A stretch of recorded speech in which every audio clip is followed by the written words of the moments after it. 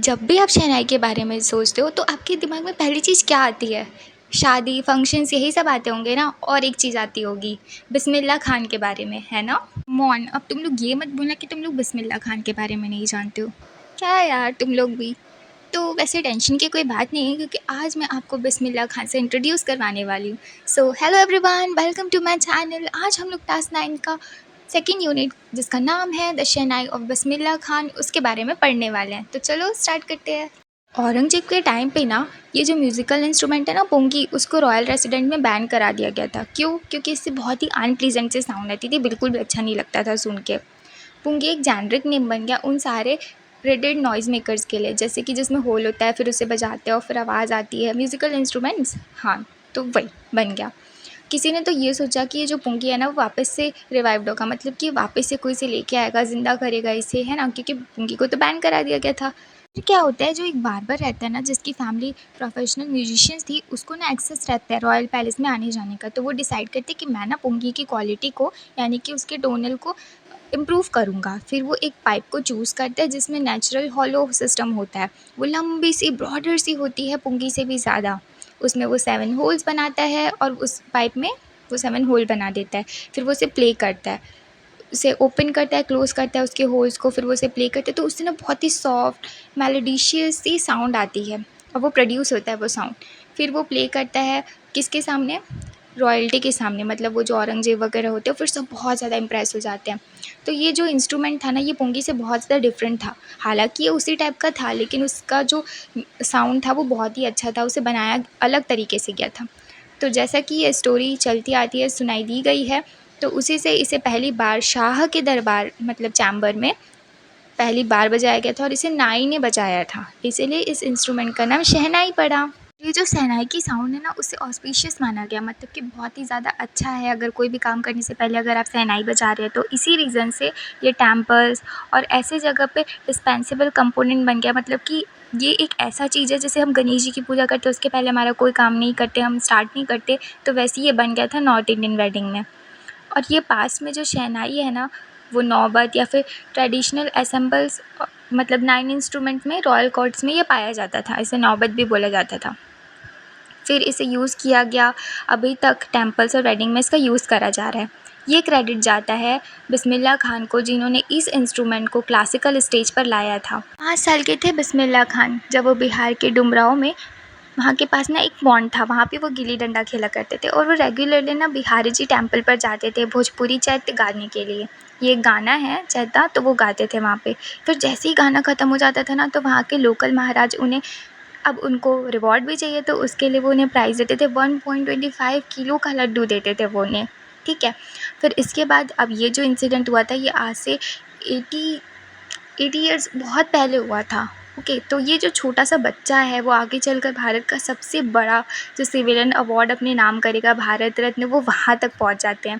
21 मार्च 1916 को बिस्मिल्लाह खान एक बहुत ही वेल नोन म्यूजिशियन फैमिली में बॉर्न होते बिहार से।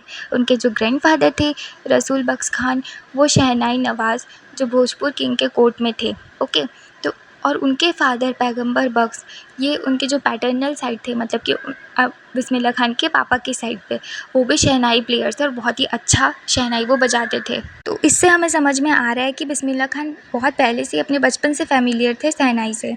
छोटी सी एज में बिस्मिल्लाह खान को म्यूज़िक में बहुत ज़्यादा इंटरेस्ट आने लग गया था। जब वो 3 साल के थे तो उनकी मदर ने उन्हें मैटरनल अंकल, यानी कि उनके मामा के घर में, बिस्मिल्लाह खान के मामा अली बख्श के घर में बनारस में, वहाँ पे बिस्मिल्लाह खान को रहने के लिए छोड़ दिया था। तो बिस्मिल्लाह खान उन्हें देखकर बहुत ज़्यादा फैसिनेट हो जाते थे, मतलब कि बहुत इंटरेस्टिंग लगता था कि वो कैसे उनके मामा जो हैं शहनाई को बजा रहे हैं। तो जल्दी बिस्मिल्लाह खान ने कंपनी देना चालू कर दिया था अली बख्श, यानी कि उनके मामा को। अली बख्श जो है वो विष्णु टेम्पल बनारस में शहनाई बजाने का काम करते थे और अली बख्श शहनाई बजाते थे। बिस्मिल्लाह खान उन्हें घंटों तक बैठ के देखा करते थे। बिस्मिल्लाह खान को इतना ज़्यादा कैप्टिवेट हो गए थे, मतलब कि अट्रैक्ट हो गए थे। फिर स्लोली उन्होंने लेसन्स लेना चालू कर दिया था कि कैसे इंस्ट्रूमेंट्स को बजाया जाता है। वो घंटों बैठा करते थे, प्रैक्टिस किया करते थे पूरे दिन भर। फिर उसके बाद जैसे ही साल बीते गया तो वो बालाजी टेम्पल्स, मंगला मैया और जो बैंक है गंगा नदी का, वहाँ पे वो प्रैक्टिस किया करते थे और अकेले किया करते थे। मतलब सॉलिट्यूड, मतलब अकेले में शांत में रहकर जो प्रैक्टिस करते हैं वो उसे बोला जाता है। तो वो शांति से प्रैक्टिस किया करते थे। और जो बहती नदी है गंगा, वहाँ से वो इंस्पायर होते थे और वहाँ से वो अब बहुत ज़्यादा खुद को इम्प्रूव करते थे और उन्हें बहुत सारे राग भी वहीं पे इन्वेंट किए थे। उस टाइम पे जो शहनाई में इतने रेंजेस तक इतने राग्स को बनाना बहुत ही ज़्यादा जो है इम्पॉसिबल का काम हुआ करता था, फिर भी उन्होंने किया था। बिस्मिल्लाह खान 14 ईयर्स के थे ना, तब वो अपने मामा के साथ इलाहाबाद म्यूज़िक कॉन्फ्रेंस में आए। वहाँ पे जब उनका कॉन्फ्रेंस ख़त्म हो गया तो उस्ताद फ़याज़ खान ने उनकी पीठ पे ऐसे पैट किया और बोला कि तुम बहुत हार्ड वर्क करो, तुम एक दिन ज़रूर सफल होगे। फिर ना 1938 में लखनऊ में ऑल इंडिया रेडियो खुल गया था। बिस्मिल्लाह खान के लिए बहुत बड़ा मौका था और जल्द ही जो उनकी शहनाई है रेडियो पर अक्सर सुनाई देने लग गई थी। 3 अगस्त 1947 को जब हमारे इंडिया को इंडिपेंडेंस मिली थी तो बिस्मिल्लाह खान पहले थे जिन्होंने ग्रीट किया था नेशन को अपनी शहनाई से। उन्होंने रेड फोर्ट पर राग काफ़ी गाया था। उसके बाद जो ऑडियंस थी ना वो इतनी ज़्यादा खुश हो गई थी। वहाँ पे जो थे पंडित जवाहरलाल नेहरू भी थे।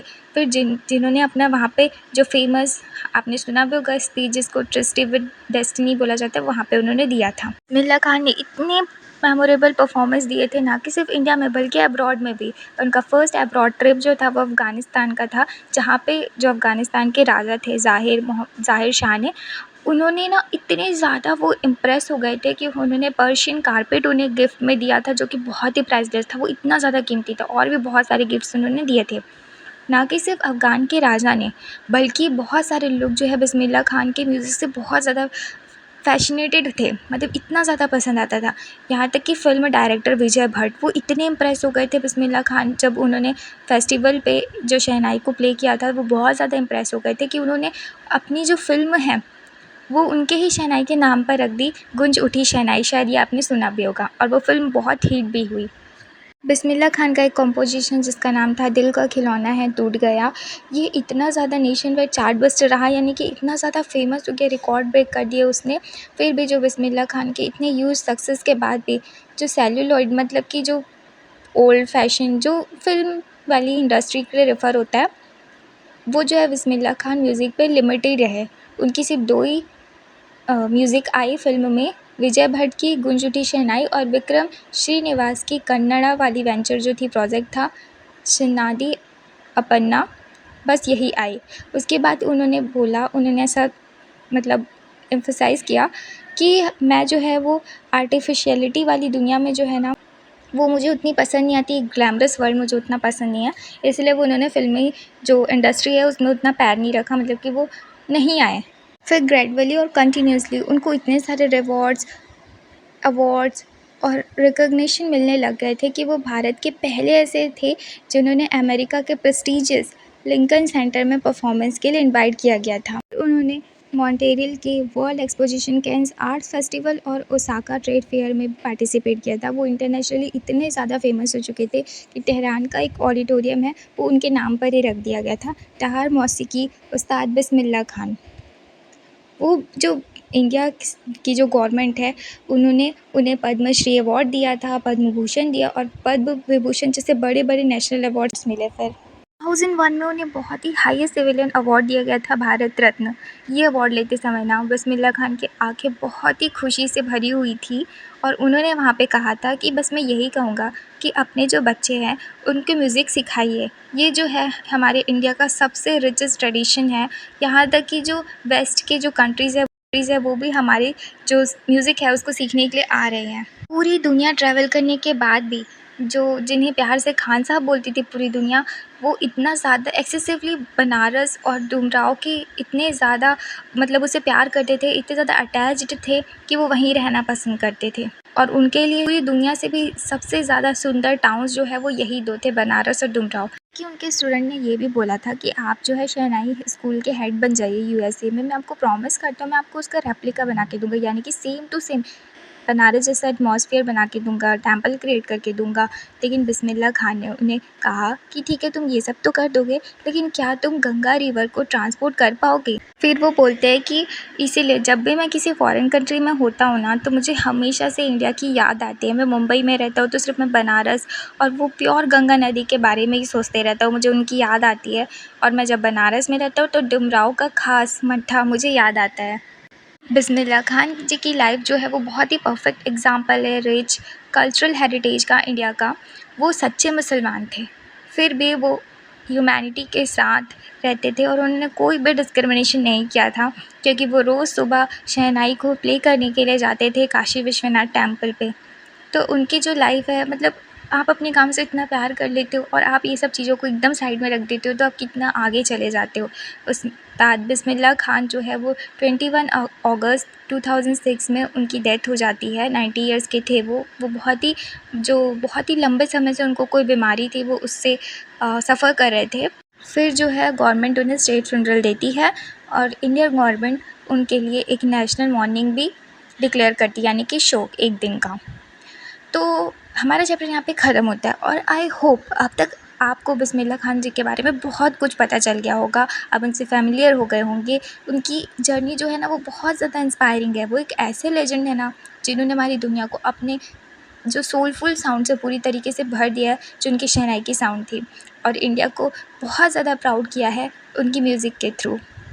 तो यहाँ पे हमारा चैप्टर ख़त्म हो गया है। If you enjoyed this chapter, don't forget to like, share and subscribe to my channel. See you in the next one. Thank you.